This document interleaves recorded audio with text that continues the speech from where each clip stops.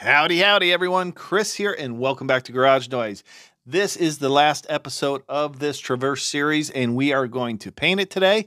But first, I want to talk a little bit about blocking out primer, what you should look for, and give you some tips on how to get your panels laser straight. Now, previously, we pulled some dents on this. We did some body filler, and we blocked that body filler and got it straight and into primer. But today, we're going to block this primer, prep out these two panels for paint, and then paint it and clear it. So let's dig in and get started. Okay, let's start off by putting a little guide coat on this primered area.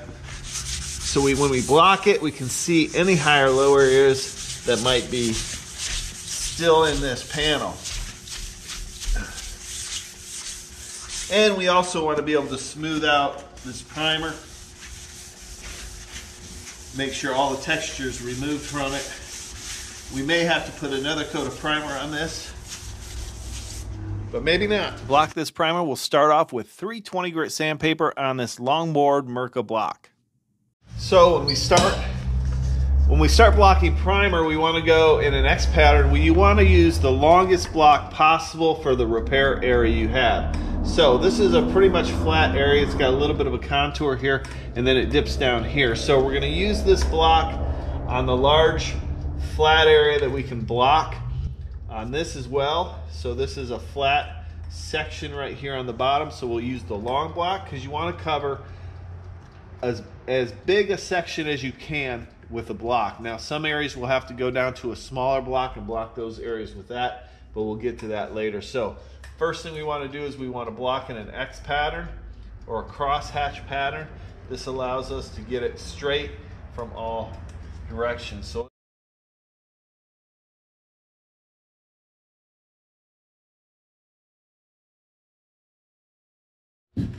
okay, see how I'm doing the long blocks, the long strokes? We're doing long strokes on this panel as long as we can.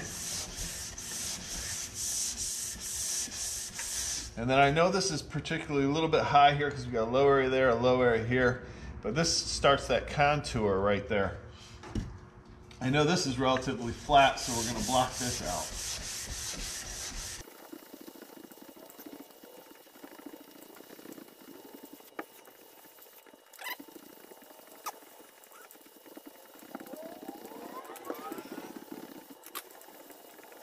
Okay, now let's move on to this section here. We know this is flat up to about here, and then we'll do this later on. Now, we do have a little low area right in here. I can block that a little bit more, which I will do, but if we put another coat of primer on that, that'll take care of that little low area, and it's very minor. There's a little low area here, if you can see that. And right here, we're breaking through into body filler. So we will want to put another thin coat of primer on this, like a finish coat of primer.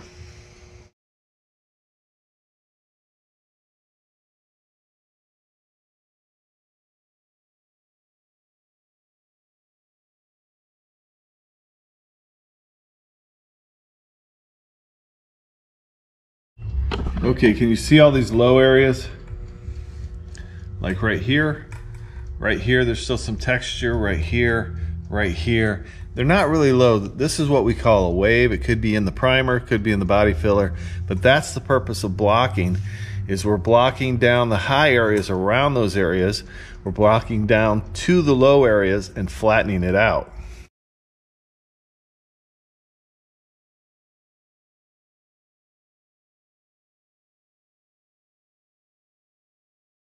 So this area right here has a contour. It's flat here, and then it curves out just a little bit. So I'm going to use this flexible block. See how that flexes? Now I can mold this to the contours of this panel so I can block it all at once. Just makes it much easier, helps to get it much straighter. So we're going to do this section here, and then come down and do this section here. We're separating it into kind of quadrants. So once I know this is straight, I'll move down here, and then we'll do this area here with a little hand block, flexible hand block. So if you break through your primer when you're blocking a repair area and you break through into body filler or even maybe bare metal, then you want to stop blocking. You want to feel over it with your hand and identify whether it's a high or low area or what's going on with it that is causing you to break through. So you may need some additional primer, or you may need a thin coat of polyester glazing putty, or you may just need to block a high area down just a little bit more. Maybe you broke through your primer into body filler just because there was a low area in front of it, such as here, or just the body filler was just a little bit high.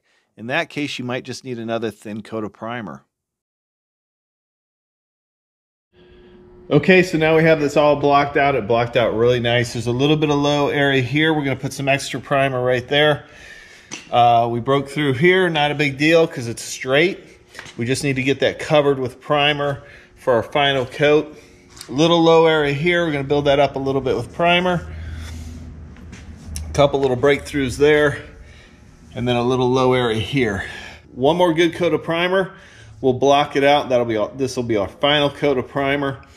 And then we'll be prepping out these panels and get this thing painted. Now I want to clean these panels, blow all the dust off. We're going to wipe it down with some spray away glass cleaner, and then we'll use some wax and grease remover to get it all ready for primer. I am using the Roberlo ME1. This is a 2K urethane primer. I did reduce it just a little bit, about 5%. I just want it to be a tad smoother and less thick, so there's not as much texture, and it's going to be easier to sand before we paint. Now I am going around and I'm hitting all those areas that we broke through. So I'm hitting those, the body filler areas and the bare metal areas. And this is a direct to metal primer, so this will adhere to those bare metal areas. I am using the 3M Performance gun, and if you watch the channel at all, that you know that I love this gun. It's a very versatile gun, a great gun if you're just starting out and you want to have an elite finish and a gun that's easy to use. This is a good gun for it. You can check out the link in the description if it's something you're interested in. But I'm using the 1.4 tip here for primer, and that lays it out nice and smooth. We're not going to have to do a lot of blocking after we're done with this primer. We're going to let this cure. It's going to take probably about 30 minutes. I'm going to put some heat on it, and then we'll be able to just run over it with a DA and some 600 grit sandpaper and smooth all that texture out, and then we'll be able to prep it out for paint.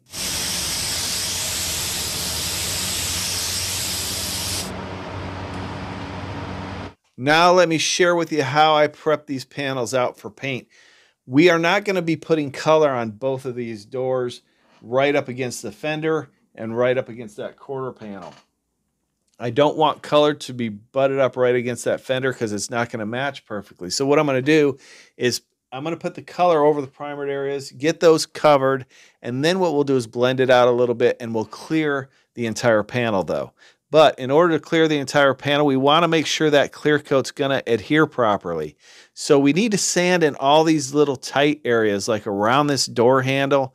Anywhere where the paint is shiny, we want to knock that shine off, get a good scratch in there that's going to allow that clear coat to adhere to it. You might ask, what grit sandpaper should I use to prep out my panel for clear? Now, anywhere from 400 to 1,000 is acceptable in the industry, but I think 1,000 is just a little bit too light of a scratch for me personally, and 400 is just a little bit too heavy. So I like to do everything with a 600. I do my primer with 600 before I paint, and my clear coat where I'm putting just clear, okay, and prepping out those panels. So right now what I'm doing is I'm going around this panel, all these little tight areas, with a gray scuff pad, and that's equivalent to like an 800 grit scratch, okay? I will then go back over it with 600, and that will, maybe not around the door handles and stuff, but all the large areas I'll hit with 600. Now we need to mask this off. I'm going to back tape these jambs. I don't want any overspray going in these jambs, so I'm going to back tape the jambs, and you always want to do your jambs first, and that way you can shut the door and then mask up the outside of the vehicle.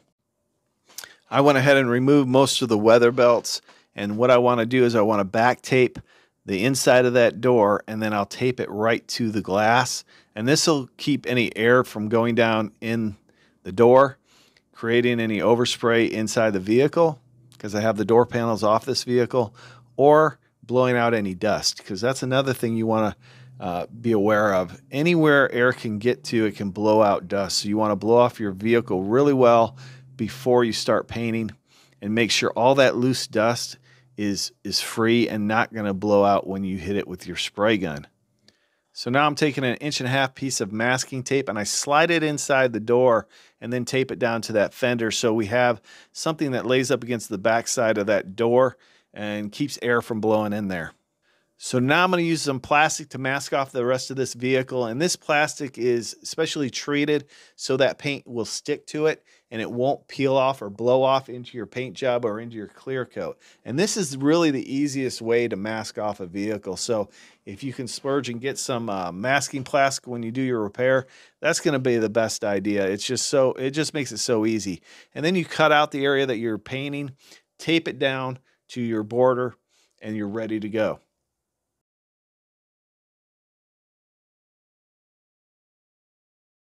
Today we're going to paint this Traverse with the Iwata Kiwami 4. This is a really good, inexpensive paint gun that's going to give you a really good quality finish. And if you haven't checked out the review and demo on it, check it out. I will leave a link at the end. As far as my air pressure on this gun, I'm keeping it relatively low, around 16 PSI on my air pressure. My volume, I've got 2.5 turns out. And if you need a little bit more volume, you can just adjust that from there. But that's a good starting point. I don't need a lot of air pressure to spray my base unless I'm doing like a higher metallic finish. Now this is a solid color, so it's not really a concern. I want to keep the overspray down to a minimum. On this first coat, all I'm looking for is to get that primer covered. We'll let it flash off for about 15 minutes, and then we'll come back with a little bit heavier second coat. After about 20 to 25 minutes, this paint is dry and I can go ahead and tack it off before we put our next coat of base on. Now you don't absolutely have to tack off in between coats of base. On metallics, you probably don't want to do it after every coat. But in this particular instance, there was a little bit of trash that I saw in it, so I wanted to make sure I got that clean before I put my second coat on. So as you're putting coats of paint on, you always want to be looking it over for any particles of dust that might be trapped in that paint and correct those before you get to your next coat or before you get to your clear coat, because you definitely don't want those in your clear coat if you can help it. Just a little tip here, if you do find a little bit of trash in your base coat, you can easily correct that. Just let that base coat cure. That would take about half an hour, and then you can lightly sand out that dust with a little piece of 2000 grit sandpaper. Now we're putting the second coat of base on and we're starting to get a little bit of coverage, and we want to make sure this is not transparent before we apply any clear coat. So when you're done basing, this is going to take about 2 to 3 coats. Make sure you look it over well with a light, and if you can get a sunlight, that's even better. Astro has a really good one. That's the brand I use, and it's reasonably priced, around $60. And I think you can get one at Harbor Freight as well. It's a little bit cheaper. So those are really good lights and handy to have if you're, in this industry or you want to be doing a lot of painting. After we've let our second coat of base flash off for about 10 to 15 minutes, we're going to go ahead and put our third coat of base coat on. This will be our final coat, and I'm just going to extend it a little bit past where I ended with my second coat and blend it out into the front of that door. And then on the back, we did have primer right up against that rear door. So we're going to cover that, but we're going to keep the paint away from the top part of this door because we did not have to cover any primer there. That's where we're going to blend it. And then we'll be ready to lay down some clear coat. Before I start clearing, I want to check the coverage with my Astro Sunlight, make sure everything is covered really well before we start clearing. Listen, if you're finding this video helpful and you enjoy this content, if you want to support the channel, all you have to do is like this video and comment down below. You can ask me a question or just say howdy. And if you're looking for tools or products for your project, you can check out my links down in the description. There's a link to my storefront. There I have organized tools and products to make it easy for you to find. Now we're going to tack it off right before we clear coat. Make sure it's nice and clean. You also want to make sure your base coat is nice and dry before you start tacking, because you could mess up your paint. So be careful about that. We are going to use the Nason 498 clear. This is a 4-to-1 clear. That's 4 parts clear coat and 1 part activator. Make sure it's nice and mixed up, and then we'll be ready to spray. We are using the Iwata Kiwami 4. I'm setting my air pressure at 28 psi. We're going to do 3 turns out from close for the volume. Now this is all adjustable and it all depends on the gun that you're using. So check your manufacturer's recommendations on your gun. On this Iwata Kiwami 4, they recommend 29 to 30 psi. Now all this is relative. It just depends on how you like to spray. But this is a good starting point. You want to be 6 inches away when you're spraying your clear coat. You want to overlap at least 70% on your passes. You want to have a consistent speed as you're making your passes and keep that distance from the panel consistent. All this will affect how your clear coat lays down. And you don't need to be timid or fearful when you're laying down your clear coat. Just remember your techniques and just spray it, and we'll see how it turns out. Everything can be corrected in the end. Even if you have a little bit of orange peel, you can wet sand and buff that out. If you have a little bit of dust, even a run can be repaired. So don't be afraid of it. You know, do some test panels maybe and get yourself familiar with your gun and how it sprays, and then just go for it. So 1 more coat of clear. Typically it's 2 coats of clear. You can put 3 on. If you had a little bit of trash and you wanted to kind of bury that a little bit, you could put 3 on. I would recommend 2. So we're going to do our final coat of clear coat here, and then we're going to take a good look at the finished product. One thing I do want to mention here is you see how I'm not going right out to the edge of that door. I'm stopping about 3/4 of the way, and then I'll continue on from there. I don't want to end right on that door seam, okay? So that'll create a buildup on that edge, and you don't want that.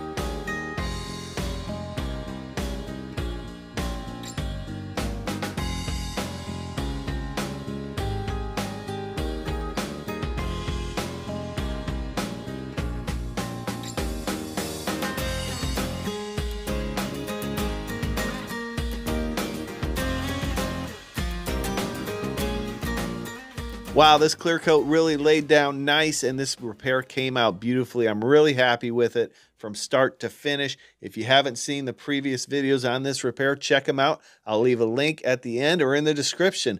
Thanks for helping us reach 10,000 subscribers. I appreciate each and every one of you watching, and we'll see you next time on Garage Noise.